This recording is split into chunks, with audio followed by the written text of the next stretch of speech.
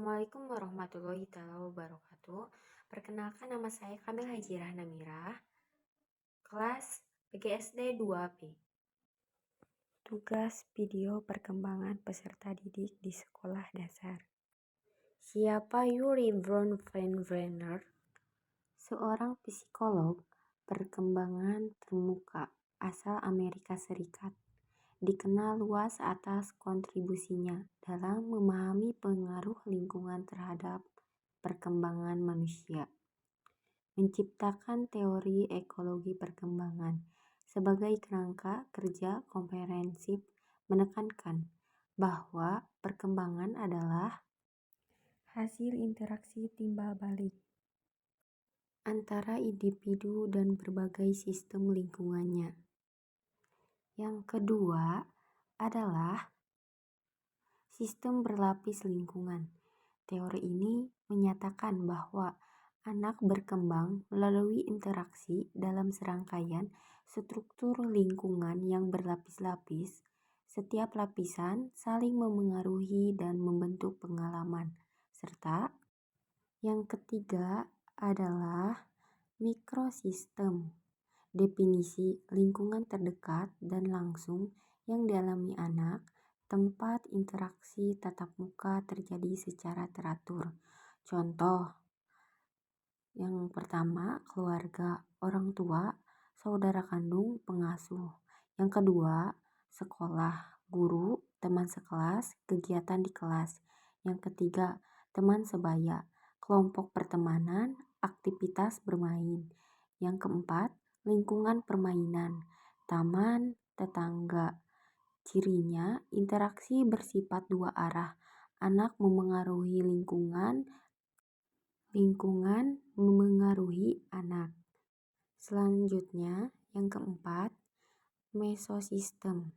Definisi, keterkaitan atau hubungan antara dua atau lebih mikosistem yang berbeda dalam kehidupan anak. Cirinya, kualitas interaksi antar mikrosistem ini sangat memengaruhi perkembangan anak. Contohnya, hubungan orang tua, guru, bagaimana informasi dan sikap dari rumah disampaikan ke sekolah. Dan sebaliknya, pengaruh rumah ke sekolah, lingkungan keluarga yang mendukung belajar akan memengaruhi kinerja di sekolah.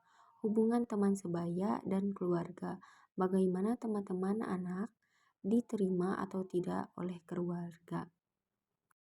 Selanjutnya, yang kelima, ekosistem. Definisi, lingkungan yang tidak secara langsung melibatkan anak, tetapi peristiwa atau keputusan di dalamnya memengaruhi mikrosistem anak.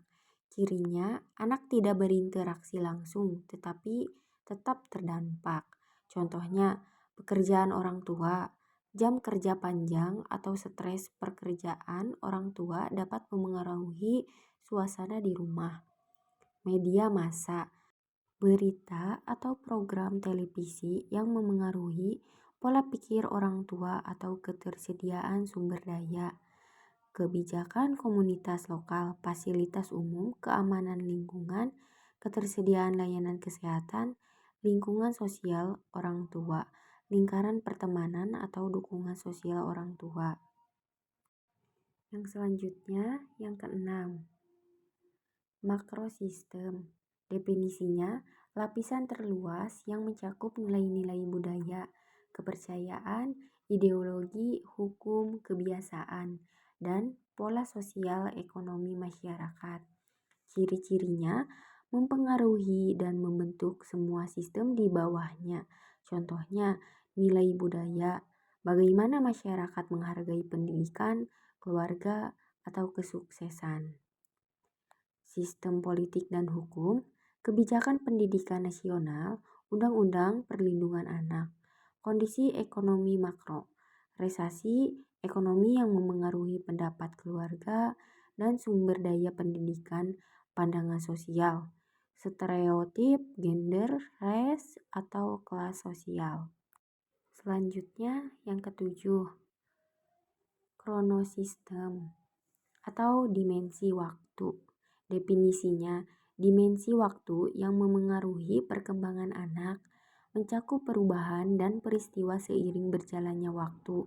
Cirinya, perkembangan tidak statis, peristiwa dan transisi dalam hidup anak memengaruhi perkembangannya. Contohnya, peristiwa hidup, penceraian orang tua, pindah rumah, kelahiran adik. Yang kedua, perubahan sejarah, perkembangan teknologi, pandemi, perubahan sosial besar. Yang ketiga, perkembangan anak seiring usia, kebutuhan dan interaksi yang berbeda pada usia yang berbeda. Selanjutnya, kesimpulan. Kesimpulannya, pendekatan holistik, teori Ulrich von Wegener mendorong kita untuk melihat perkembangan anak secara menyeluruh atau holistik. Keberhasilan pendidikan membutuhkan pemahaman tentang seluruh konteks lingkungan anak, bukan hanya apa yang terjadi di ruang kelas, guru, orang tua, masyarakat, dan pembuat kebijakan semuanya memiliki peran penting dalam menciptakan lingkungan yang mendukung perkembangan optimal anak.